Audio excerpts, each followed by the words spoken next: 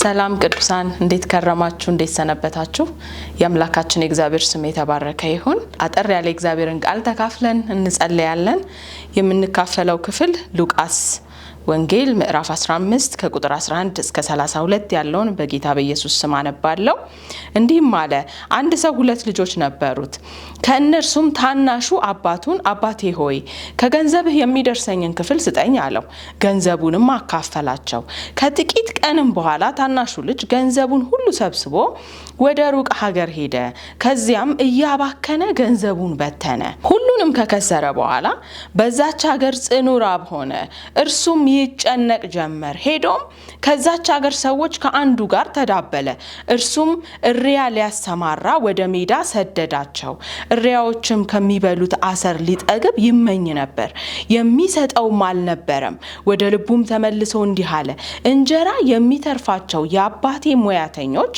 ስንት ናቸው እኔ ግን ከዚህ በራብ እጠፋለሁ ተነስቼም ወደ አባቴ እሄዳለሁና አባቴ ሆይ በሰማይና በፊትህ በደልሁ ወደፊትም ልጅህ ልባል አይገባኝም ከሙያተኞች እንደ አንዱ አድርገኝ አለው ተነስቶም ወደ አባቱ መጣ እርሱም ገና ሩቅ ሳለ አባቱ አየውና አዘነለት ሮጦም አንገቱን አቀፈውና ሳመው ልጁም አባቴ ሆይ በሰማይና በፊትህ በደልሁ ወደፊትም ልጅህ ልባል አይገባኝም አለው አባቱ ግን ባሪያዎቹን አለ ፈጥናችሁ ከሁሉ የተሻለውን ልብስ አምጡና አልብሱት ለእጁ ቀለበት ለእግሩም ጫማ ስጡ የሰባውን ፍሪዳ አምጥታችሁ እረዱ እንብላም ደስም ይበለን ይህ ልጄ ሞቶ ነበርና ደግሞም ሕያው ሆኗል ጠፍቶም ነበር ተገኝቷል ደስ ይላቸው ጀመር ታላቁ ልጁ በእርሻ ነበር መጥቶም ወደ ቤት በቀረበ ጊዜ የመሰንቆና የዘፈን ድምጽ ሰማ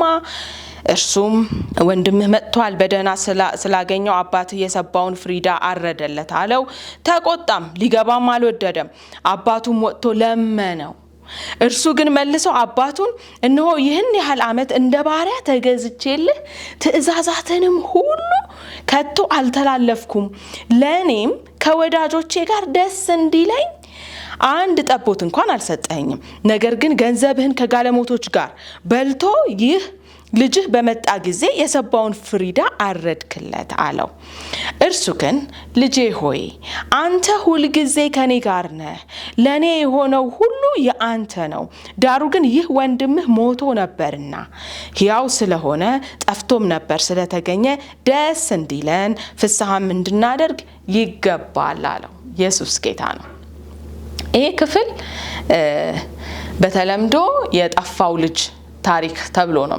የሚነገረው እኔ ግን እያጠናሁት ዛሬ ላካፍላችሁ ያለው ነገር ማካፍልበትም አርዕስ ሁለቱ የጠፉ ልጆች ነው ሁለቱ የጠፉ ልጆች ምንድነው ይሄ አንደኛው በቤት ውስጥ ሆኖ የጠፋ ነው አንደኛው ግን ከአባቱ ርቆ የጠፋ ነው ብዙ ጊዜ ጌታ ኢየሱስ በአገልግሎቱ ዘመን በፈሪሳውያንና በጻፎች እንዲሁን እሱን በሚቃወሙት እነዚህ በሃይማኖት ዙሪያ ባሉ ሰዎች ዙሪያ በተደጋጋሚ የሚከሰስበት አንድ ነገር ነበረው ይሄም ክስ ከኃጢአተኞች ጋር ለምን ትጠጣለህ ከነሱ ጋር ለምን ህብረት ታደርጋለህ የነሱ የኃጢአተኞች ወዳጅ ነው እየተባለ ነው የሚከሰስበት እሱ ላይ ምንም አይነት እንከን ሊያገኙበት አይችሉም እሱ ላይ ምንም አይነት እንከን የለም ግን ምንድነው ሲያዩት የኃጢአተኞች ወዳጅ ይሉታልና ይሄም ክፍል ወደ ላይ ከፍ ብላችሁ ብታዩት ከቁጥር 1 ላይ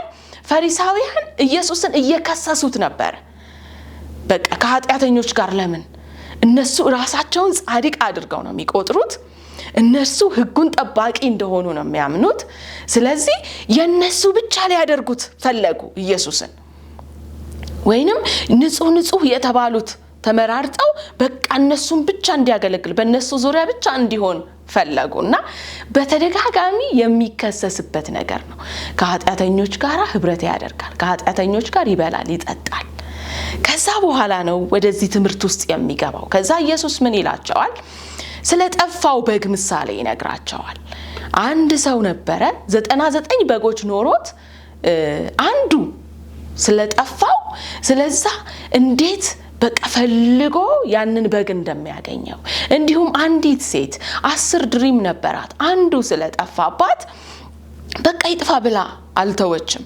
ምክንያቱም የገዛ ንብረቷ ነው።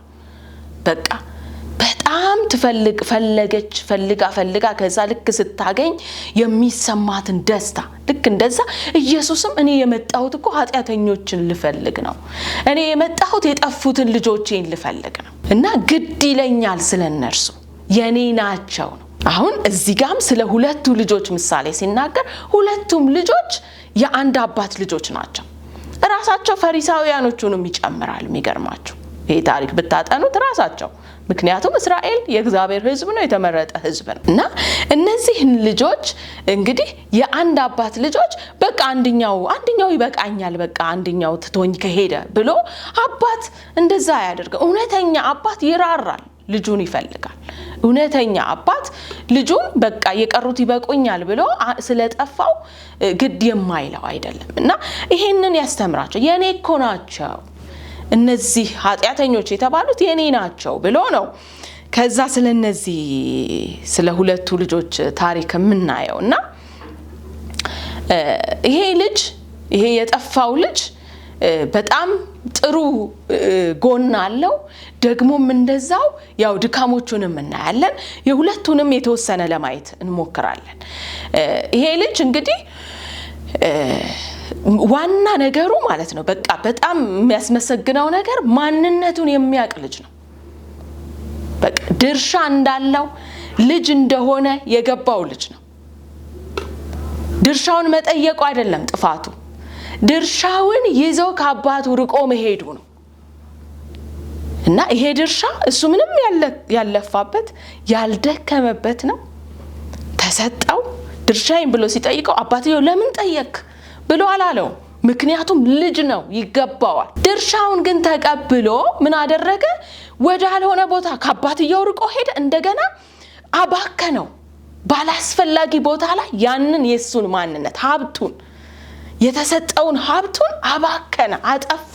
ደስ የሚለው ይሄ ልጅ አሁንም እስቲል በቃ ወደ አባቱ ቤት መመለስን ግን አሰበ። ወገኖቼ ይሄ ትልቅ ነገር፣ የዚህ ልጅ ትልቅ ኳሊቲ ይሄ ነው።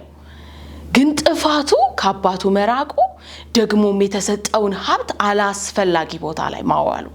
እነዚህንም አሁን እንግዲህ ከላይ አይተናቸዋል። እነዚህ ኃጢአተኞች የተባሉት ፈሪሳውያን የሚከሷቸው ይሄን የጠፋውን ልጅ ምሳሌ ናቸው። ምክንያቱም እስራኤላውያን ናቸው፣ የእግዚአብሔር ሕዝብ ናቸው። ሊሆን የተገባው ከእግዚአብሔር ጋር ህብረት ሊያደርጉ በፍቅር ከአባታቸው ጋር ሊኖሩ ነው። ግን ያንን የተሰጣቸውን ይህንን ማንነት፣ ትልቅ ክብር ነው ልጅነት፣ ትልቅ በረከት ነው ልጅነት። ይህንን ማንነታቸውን ላልተገባ ነገር ሲያውሉት እና ስማቸው ሁሉ እስኪቀየር ኃጢአተኛ እስኪባሉ በቃ ወደ ጥፋት ውስጥ የገቡ ልጆች ሆነው ነው የምናየው። ነገር ግን ጌታ ኢየሱስ ይሄንን ለመሰብሰብ ነው የመጣው። አሁንም በቤቱ ውስጥ እያለን በእውነት እግዚአብሔር በብዙ ነገር ባርኮናል። አማኞች በጣም የተባረክነን። ኤፌሶን ላይ በሰማያዊ ስፍራ በመንፈሳዊው በረከት ሁሉ እንደባረከን ይነግረናል። በሁሉ ማለት ነው በክርስቶስ ተባርከናል። ከዛ ይሄ በረከታችን ግን ለራሱ ነው፣ ለራሱ ልንሆን ነው የተጠራን ወገኖቼ። ይሄን በረከት ይዘን ላጥ ብለን ልንሄድ አይደለም። ከዛው ከበረከቱ ከምንጩ ጋር አብረን ለዘላለም እንድንኖር። እንደዛ ከሆነን በረከትን ይዘን ማለት ልጅነት የሚያህል ትልቅ በረከት ይዘን ብዙ ልዩ የጸጋ ስጦታዎች የተሰጡናል። እነዛን ሁሉ ይዘን ግን አልባሌ ብናውለው ልክ እንደጠፋው ልጆች ምሳሌ ነው የምንሆነው ወገኖቼ። እስራኤልን አንድ ጊዜ እግዚአብሔር እንዲህ እያለ ይናገራታል። ምንድነው? ሕዝቅኤል 16 ላይ እስራኤል ምንም ለመመረጧ ያደረገችው ነገር የለም። እናንተ አንብቡት። በቃ የተጣለች ነበረች፣ የማትፈለግ ነበረች፣ የማትወደድ ከመወለዷ ጀምሮ የተጣለች ነበረች። በደም ተለውሳ እትብቱ ያልተቆረጠ ሕፃን ልጅ ይሞታል ደሙ ፈሶ። ልክ እንደዛ የተጣለች ነበረች እና እግዚአብሔር ግን አገኛትና ከዛ ተንከባክቦ አሳድጎ ለክብር አበቃት። ከዛ በቃ ያላለበሳት ያልሰጣት ነገር የለም። የቅባቶቿ ጌጣጌጦቿ ያለበሳት ውድ ልብሶች አክሊል አደረኩልሽ ይላል። ኪዳን ገባሁኝ ካንቺ ጋር ይላል። ከዛ በኋላ ግን ይሄንን ሁሉ ውበቷን ይሄን ሁሉ ክብሯን ለምን አደረገችው? ላልተገባ ነገር ማለት ለእርሱ እንድትሆን ነበር ይሄ መመረጧ። ግን ላልተገባ ለጣዖት አምልኮ ለጥፋት ይሄንን ውበቷን ስትጠቀምበት እግዚአብሔር እዛ ጋር እየተቆጣት እናያለን። እና ዛሬም ወገኖቼ ቅዱሳን ወንድምና እህቶቼ ይሄ ልጅነታችን ይሄ የተሰጠን ማንነት ዘላለም ከምንጩ ጋር ተጣብቀን የምንኖርበት ነው። የራሳችሁ አይደላችሁም ሁሉ ይለናል። የራሳችን አይደለንም። በቃ አባት አለን፣ ባለቤት አለን እና ኢየሱስ ጌታ ነው። እንደዛ መሆን ይሁንልን ወገኖቼ። ሌላ ሁለተኛው ሁለቱም የጠፉ ልጆች ናቸው ብያቸዋለሁኝ። ይሄኛውም በቤት ውስጥም ያለው የሚገርማችሁ ከአባቱ ጋር ምንም አይነት ህብረት የሌለው ነው። በቤት ውስጥ ይኖራል፣ ግን ምንድነው ብሎ የሚያስበው ይሄ ልጅነቱን ሳይሆን እንደ ባሪያ ነው የሚኖረው። ማለት ከሱ በሚያደርገው ነገር ነው የሚመስለው እዛ ቤት ውስጥ የሚኖረው። እዛ ቤት ውስጥ ለመኖር ብቃቱ ከሱ ከሆነ ነገር በቃ ለፍቶ አባቱን በማገልገሉ እንደ ባሪያ በመኖሩ። ይሄ እኮ ምንም ማለት አይደለም። ማለት መልካም እኮ ነው በትክክለኛው ማንነት ብናደርገው። ማለት በፍቅር የሆነ መገዛት በፍቅር የሆነ መታዘዝ እንድንታዘዝ ነው እኮ የተጠራ ነው አይደለም? ይሄ ልጅ ግን ከፍቅር ሳይሆን ይሄ እንደ ባሪያ ነበር እና መብቱን እንኳን አያውቅም። ማለት እንዴ አንተ እኮ ወስደህ እኮ የፈለግከውን እኮ ማድረግ ትችል ነበር ይለዋል አባትየው። ማለት ለኔ እኮ አንድ ቀን እንኳን እንደዚህ አላደረክልኝ። አጥፍቶ ለመጣው ልጅህ ግን ይሄው ፍሪዳ አርደህ ደግሰህ ደስ ብሎሃል። ለኔ ግን እንደ ባሪያ ያገለገልኩ አንድ ቀን እንደዚህ እንዴ የኔ እኮ የሆነው ነገር ሁሉ ያንተ ነው እኮ እንዴት ይሄንን አላወቅም ይለዋል። አያውቅም። አይገርማችሁ? እዛ ቤት ውስጥ መኖሩ ከሱ ብቃት እሱ ከሚያደርገው ነገር አንፃር ነው የመሰለው እንጂ ስለተወለደ ልጅ ስለሆነ ይሄ አመለካከት የለውም። ይሄ ልጅ እንደገና ፍቅርም የለው። ጠፍቶ የመጣ ወንድሙ በዛ ሊደሰት እኮ ይገባል አይደል? ግን ይናደዳል ለወንድሙ በተደረገው ነገር። እንዴ ሞቶ የነበረ እኮ ነው ይለዋል አባትየው። ይሄ እኮ ወንድም ሞቶ ነበረ፣ ግን ደስ አይለውም እሱ እና በፍቅርም የሚያደርግ አይደለም ወገኖቼ። እና ፈሪሳውያን ይሄንን ነው የሚመስሉት የነበረው። እና ጌታ ኢየሱስ ስለነዚህ ሁለት ልጆች ምሳሌ እየነገረ ለራሳቸውም ነው እየነገራቸው ያለው። እነሱ በቃ በራሳቸው ጽድቅ እንደቆሙ አድርገው ለምን ከኃጢአተኞች ጋር ወዳጅ ሆንክ?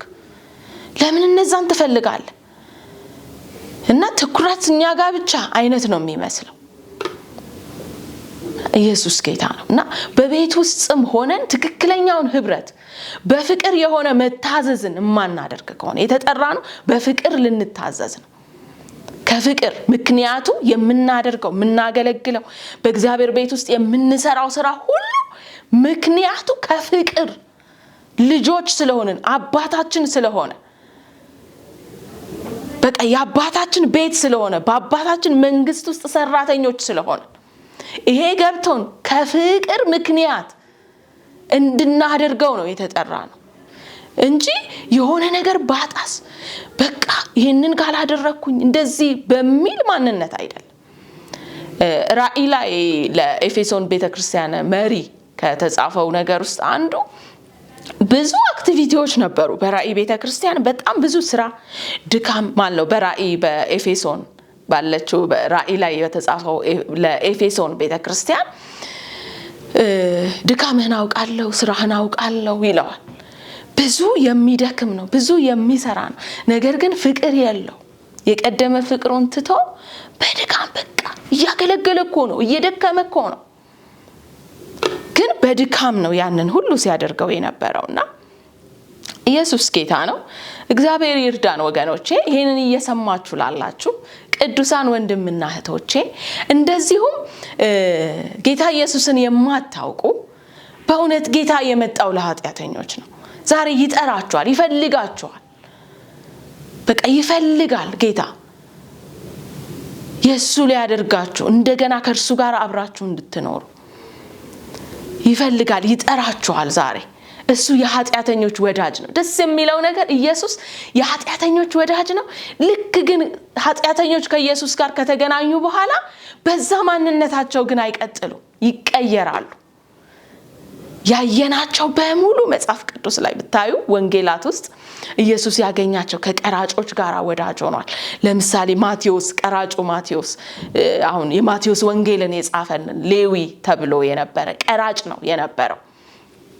እና እሱ ልክ ጌታ ኢየሱስ መጣና ና ተከተለኝ አለው። ከዛ ቦታው ላይ ቀራጭነት በጣም የሚጸየፉት ነው እስራኤላውያን፣ በጣም የተጠላ ነው። ለምን? በመንግስት ከሚገባው በላይ ህዝቡን ይጠይቁ ነበር እና ትርፉን ለራሳቸው ያደርጉ ነበር። ለምንድነው? ለራሳቸው የተመደበ ደሞዝ የላቸው። ደስ ያሰኛቸውን በህዝቡ ላይ ይጭናሉ። ከዛ ለመንግስት የሚገባውን ይሰጡና የቀረውን ለራሳቸው ይጠቀማሉ። በጣም ሀብታሞች ነበሩ። ህዝቡ በጣም ነው የሚጠላቸው። ቀራጭ በጣም የተጠላ ነው የነበረው። ኢየሱስ ግን መጥቶ እንደነዚህ አይነት ቀራጮችን ራሱ እንግዲህ ማቴዎስ ሐዋርያ የሆነው የተጠላ ማንም ከዚህ በፊት በፍቅር አይቶት የማያውቀውን ማቴዎስን ኢየሱስ መጥቶ እና ተከተለኝ ይለዋል። እና ጌታ ኢየሱስ በፍቅር ነው ተጽዕኖን የፈጠረው ወገኖቼ። ከዛ ቁጭ አድርጎ ነው ሁሉን ነገር ትቶ ተከተለው። ከዛ በኋላ ማቴዎስ ሐዋርያ ነው የሆነው፣ የክርስቶስ መልእክተኛ ነው እንጂ የሆነው በዛ ሰፈር ሲገኝ አናየው ወገኖቼ። ኢየሱስ ይመጣል፣ ይቀይራል። ሁላችንም የሱ አሻራ አለብን። ሁላችንም የቀድሞ ህይወታችን ዞር ብለን ብናየው እንደዚህ ነው አውጥቶ ቀይሮ። የኃጢአተኞች ወዳጅ ነው። ይመጣል፣ ይወዳል፣ ህብረት ያደርጋል፣ ይቀይራል። እና ዛሬ ይሄንን እየተመለከታችሁ ይላላችሁ በልዩ ልዩ ኃጢአት እስራት ውስጥ ላላችሁ ወደ ኢየሱስ ነው። ህይወታችሁን የሚቀይር እርሱ ነው። ህይወትን ይቀይራል ኢየሱስ። እንደዚሁም ደግሞ በቤት ውስጥ ሆናችሁ በእውነት ይሄንን ልጅነታችሁን አክብራችሁ ያለያዛችሁ በዚህ ልጅነት ያልተገባ ነገር እያደረጋችሁ ላላችሁ በተሰጣችሁ ስጦታዎች በቃ ከዚህ ልጅነት የተነሳ በተሰጣችሁ ስጦታዎች ነገር ግን ያንን ስጦታ ለመንግስቱ ጥቅም እንድናደርግበት ነው። ግን ያልተገባ ነገር እያዋላችሁበት ላላችሁ ይሄም ልክ እንደጠፋው ልጅ ነው ያላችሁበት ቦታ እና ዛሬ በትክክል ያንን ማድረግ እንዲሆን በኢየሱስ ስም እጠራችኋለሁኝ። እናንተንም እንደዚሁም በቤት ውስጥም ሆነን ብዙ እየሰራን ብዙ እያገለገልን ግን ውጪ ላሉት ፍቅር የሌለን፣ በድካም ውስጥ ላለው ወንድም ፍቅር የሌለን፣ የምንፈርድ የምንገፋ ይልክ ይሄ ወንድሙ አሁን ሲመጣ እኮ በቃ ማየት አልፈልገም፣ ተበሳጭ፣ አዘነ፣ እንደዚህ አሉ በቃ። እና በፍቅር እንድናደርገው የምናደርገውን ሁሉ ከአባታችን ጋራ ከምንጩ ጋራ በፍቅር እንድናደርገው ነው ጌታ የሚፈልገው። እግዚአብሔር ስሙ ይባረክ። እንጸልያለን። ጌታ ሆይ እናመሰግንሃለን በልጅ በኢየሱስ ክርስቶስ ስም ስለሰጠህን ስለዚህ የከበረ ህይወት ክብር ሁሉ ለአንተ ይሁን። ዛሬ ይሄንን እየሰሙ ላሉ ወገኖች ጌታ ሆይ እጸልያለሁኝ በኢየሱስ ክርስቶስ ስም። እግዚአብሔር ሆይ ልክ እንደጠፋው ልጅ ጌታ ሆይ የሰጣቸውን ነገር ባልተገባ ነገር ላይ እያዋሉ ያሉ የተሰጣቸውን ህይወት ይዘው ከቤት ኮብልለው የጠፉ እግዚአብሔር ሆይ በልዩ ልዩ ነገር ህይወታቸውን እያባከኑ ላሉ በኢየሱስ ስም ዛሬ ጸጋህ እንዲረዳቸው ማስተዋል እንዲሰጣቸው ያ የጠፋው ልጅ ወደ አባቴ ቤት እኮ ብመለስ እኮ በዛ እኮ እንደዚህ አይነት ኑሮ አልኖርም ብሎ ማስተዋል እንደቻለ እግዚአብሔር ሆይ ዛሬ ማስተዋል እንዲሰጣቸው ጌታ ሆይ ትክክለኛውን ኑሮ መኖር እንዲችሉ በኢየሱስ ክርስቶስ ስም እንድታግዛቸው እንድትረዳቸው ወደ ቤትህ መመለስ እንዲሆን እኔ ጸልያለሁ ጌታ ሆይ። ይሄን እየተመለከቱ ላሉ ሁሉ ጌታ ሆይ ጸጋህ እንዲበዛ ጸልያለሁ።